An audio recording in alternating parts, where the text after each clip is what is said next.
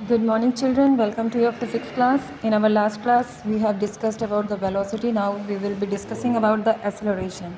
What is acceleration? See, children, many times I have told you, whenever there is a definition with the term rate of, then it means time will be at the denominator. तो acceleration क्या होता है? Rate of change of velocity. Rate of change of velocity. अब यहाँ पे means मैंने बोला starting में जो मेरा वर्ड था वो क्या था? Rate of change of.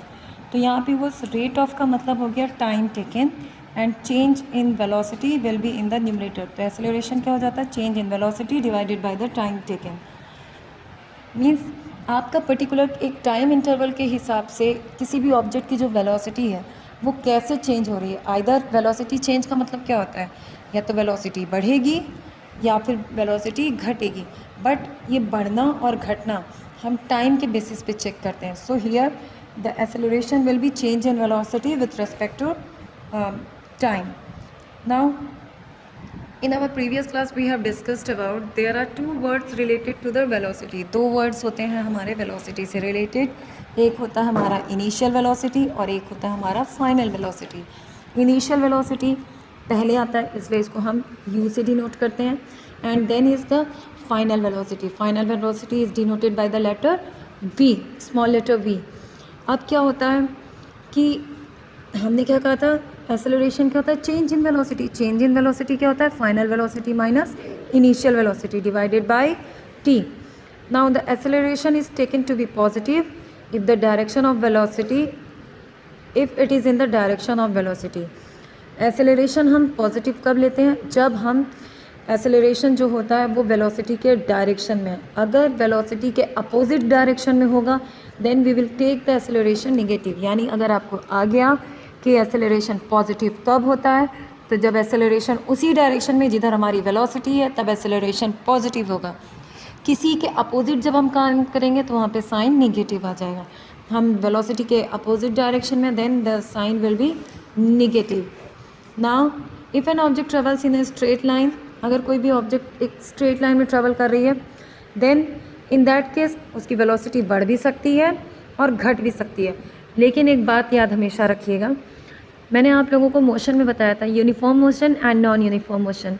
चाहे आपका यूनिफॉर्म हो या फिर नॉन यूनिफॉर्म मोशन हो, in the both cases remember one thing, time interval will be same, equal interval of time. And हमारा जो डिस्टेंस होता है वो चेंज होता रहता है. अगर चेंज होता रहा तो नॉन यूनिफॉर्म, और अगर हमारा डिस्टेंस ट्रेवल्ड है वो सेम रहेगा, इक्वल टाइम इंटरवल के साथ इक्वल डिस्टेंस ट्रेवल्ड होगा, तो वो कहलाता है यूनिफॉर्म मोशन. सिमिलरली हमारे वर्ड आते हैं अब यहाँ पे uniform acceleration and non uniform acceleration. Non uniform acceleration क्या होता है? अगर किसी ऑब्जेक्ट की जो वेलोसिटी है वो नॉन यूनिफॉर्म रेट पे चेंज कर रही है, मतलब आपका टाइम इंटरवल फिक्स है बट उसकी वेलोसिटी कंटिन्यूसली चेंज करती चली जा रही है, कभी बढ़ रही है, कभी घट रही है, कभी बढ़ रही है, फिर घट रही है, इस तरह से, तो वो क्या कहलाएगा? Non uniform acceleration. और यूनिफॉर्म एक्सेलरेशन क्या है?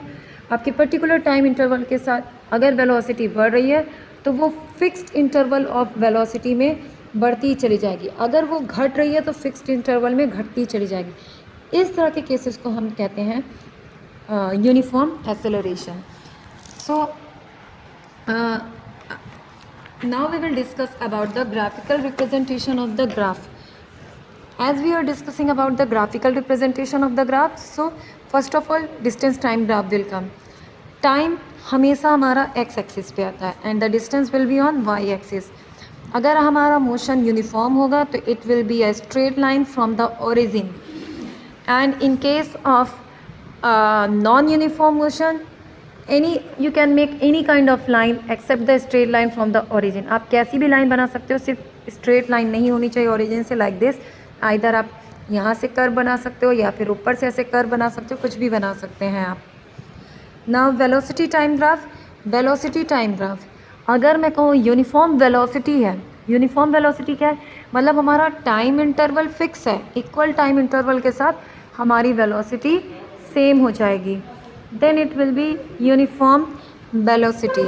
यूनिफॉर्म वेलोसिटी में क्या है? अगर एक बार एक ऑब्जेक्ट किसी भी वेलोसिटी से चला तो उसकी वेलोसिटी फिर चेंज देखिए नहीं हो रही, ऐसे केस में हमारा जो ग्राफ है क्या होगा, it will be a straight line parallel to X axis. Velocity time graph में यूनिफॉर्म मोशन में हमारा जो ग्राफ है वो एक्स एक्सिस के पैरेलल एक लाइन ड्रॉ होगी and the change in velocity in this case will be zero. Change in velocity will be zero. अगर मैं कहूँ आपसे next is our velocity time graph for uniform acceleration. Uniform acceleration के लिए क्या होगा वेलोसिटी टाइम ग्राफ?